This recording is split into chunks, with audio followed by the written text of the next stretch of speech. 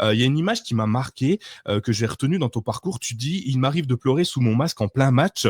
Alors pour le masque, déjà, on te voit pas, nous, sous ton masque, hein, puisque on a cette, alors je sais pas comment ça s'appelle, cette grille finalement qui est devant toi pour te protéger des assauts des autres, forcément. Est-ce que tu peux nous raconter ce qui se passe dans ta tête à ce moment-là? C'est quoi? Est-ce que ça te paralyse? Est-ce que ça te paralyse, pardon? Est-ce que ça te motive au contraire? Qu'est-ce qui se passe? Quand on est sportif, même pas de haut niveau, hein, quand on fait de la compétition, donc là, je pense que beaucoup vont se sentir concernés.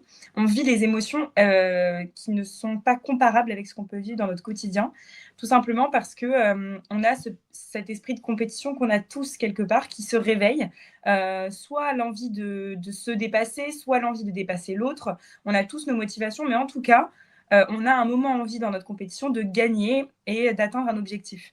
Et ça peut générer des émotions qui peuvent être nouvelles, inédites et surtout extrêmes.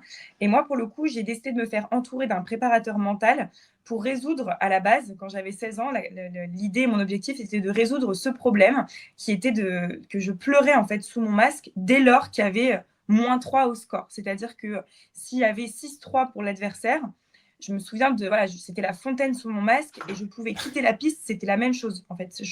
J'avais peur d'échouer, je me disais que j'allais jamais remonter au score et c'était un esprit défaitiste en fait qui ne résultait pas en une victoire et qui n'avait pas un objectif de me rebooster pour aller mettre la touche suivante.